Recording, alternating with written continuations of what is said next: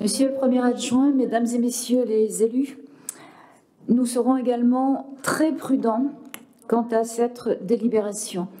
Bien évidemment, nous sommes en faveur de l'humanisation des foyers. Bien évidemment, un diagnostic social doit être fait. Mais le ton de cette délibération laisse à nouveau présager une volonté de bras de fer, État contre Montreuil et inversement, enfin plutôt Montreuil contre État et peut-être même région maintenant, avec un risque de victimes collatérales comme les surnuméraires, un scénario que nous avons bien connu lors de l'affaire du foyer Bara. Il est bien évident que les résidents du foyer Branly vont tout de même se méfier. On sait que la résidence sociale n'est pas le modèle de vie collective auquel ils aspirent et qu'ils préfèrent, donc il y aura déjà des résistances psychologiques. Mais évidemment, obligatoirement, la question des surnuméraires va se poser. Alors, derrière la délibération, il y a tout de même des réalités humaines.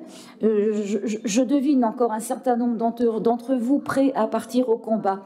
Mais j'ai souvenir du jour de l'évacuation du foyer Bara, où j'étais moi-même présente, et je peux vous dire qu'un certain nombre de résidents étaient tellement méfiants qu'ils ne voulaient pas partir.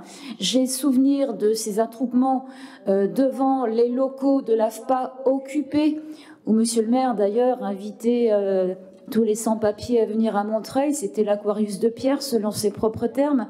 Je crois qu'il ne faut pas jouer avec le feu. On est tous humains ici. Je suis absolument convaincue que personne ne veut de mal à personne et que tout le monde souhaite le meilleur pour tout le monde. Néanmoins, il ne s'agit pas d'instrumentaliser des situations qui sont humainement très, très, très difficiles. Donc, les éléments que j'entends me semblent aussi particulièrement légers.